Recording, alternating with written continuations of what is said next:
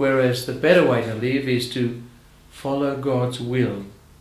It's not those who say, Lord, Lord, that are going to enter the kingdom of heaven, but the one who does the will of my Father in heaven. If you become like children, you'll enter the kingdom of heaven.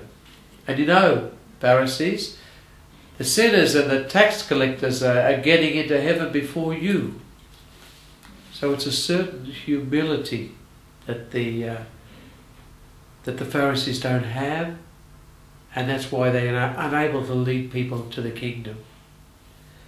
The fourth woe, just a word about that, and this is the central one, so it's sort of very important, of course, and Matthew speaks about, you're ignoring the weightier matters of the law, justice, mercy and faithfulness. And of course that's exactly the heart of what Matthew doesn't like about their strict interpretation of the law, their following of human regulations. The way Jesus interprets the Torah is always by the guiding principle of mercy, justice, faithfulness.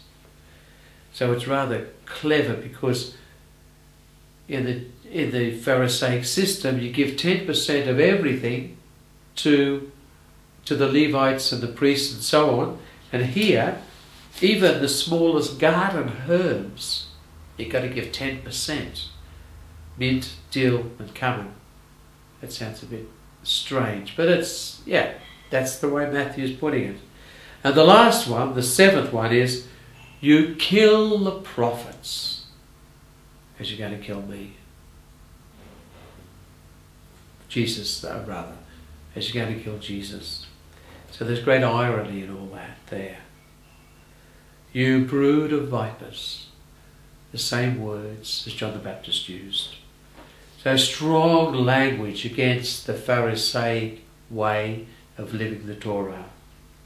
And then finally, the third section of this chapter 23 is the lament over Jerusalem. Very beautiful. Those last words that Jesus has. His last words over the city and over the temple, and then he leaves. It has all the tenderness of the mother hen. It's a very beautiful moment. We can just see him crying and feeling so bad about it. And your house is left desolate. The temple is left desolate by me, the Messiah. It's a rather moving moment there as Jesus leaves. Okay, that's chapter 23. Let's move now into chapter 24 and 5. Chapters 24 and 5. The judgment to come. The coming judgment. Again, there are three sections in this. The first is Jesus' prediction of the coming judgment. The second is what one author calls the little apocalypse, about the future, what's going to happen at the end times and so on, or the little eschatological discourse. And then the third section is 7 parables and warnings. And the last 3 of those are quite famous. The 10 bridesmaids, 5 are foolish and 5 are wise. The talents, and the famous, very famous, magnificent Last Judgment. Okay, the first section then of chapters 24 and 25 are Jesus' prediction of the destruction of the temple of the end times. As Jesus leaves the temple, he moves to the Mount of Olives and he sits down there. And he looks back over the city. That recalls, in a sense, from the prophet Ezekiel, how, when the temple was destroyed, God's presence left the temple and hovered for a while over the Mount of Olives before eventually going into pagan territory. It's quite interesting if we think of Jesus. He's the presence of God among us, leaving the temple, staying for a while on the Mount of Olives, and eventually his presence will go to the ends of the earth. Jesus predicts the destruction of the temple. Not a stone will stand upon another stone. Now it's done in just a few verses, but it's a very significant thing. It's almost as though St. Matthew is saying Jesus predicted something that happened, because the temple was destroyed in 70 AD. And that's, of course, if we will be looking at a little bit anyway, the trial of Jesus. That's the substantial accusation that is made against him. He's going to destroy the temple. The temple will be destroyed. I find a little thing to say there is that the apostles then say, "Hey, when's it all going to come, Lord?" And they sort of mean the destruction of the temple and the end times. The end times, the eschaton, the end times. Sometimes we could say the parousia. They're lovely, great words, aren't they? Parousia means the second coming. And perhaps they're the same events. There's a hint there that they could be. We know, of course, that hasn't happened like that.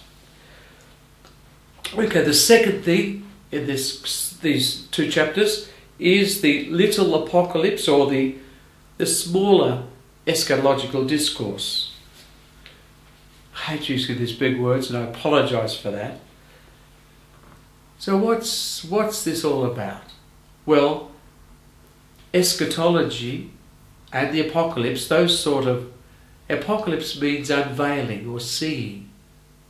And we're seeing something about the end times that faith gives us a bit of an insight into.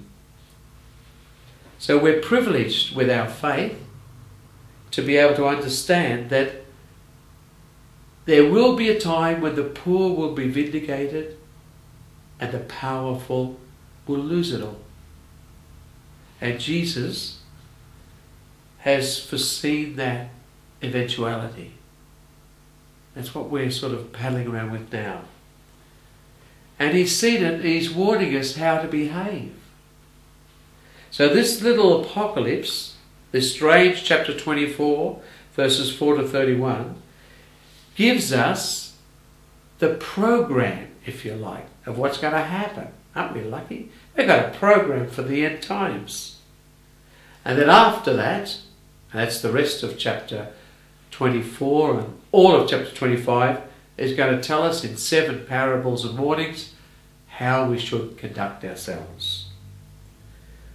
The material in this middle part, chapter 24, 14 to 31, is taken from Mark. And so Mark gives us the program of what's going to happen at the end of the world. And Q. Remember Q? That's that document that Matthew and Luke share and use, but use slightly differently in each case. So Q, what Q has at the end time is the sudden appearing of Jesus, the second coming without warning. And in Matthew's way of looking at it, we have the program of Mark, but the suddenness and don't worry about when it's going to happen, just be ready, of Q tends to dominate. Matthew's description of what's going to happen, the program of the end of the world, is this. There'll be birth pangs first. That was the war and all of that, of the destruction of the city of Jerusalem. Then there'll be a time of great tribulation. There will be the great persecution of the elect from without, but also from within. From without, because people will throw us in jail and all of that, but within there'll be false prophets, and there'll be a lawlessness within our Christian communities, because we won't be able to, people won't be keeping the Torah in the way Jesus wants us to keep it. And then so powerfully, the love of many will grow cold. The love of many will grow cold. And then thereafter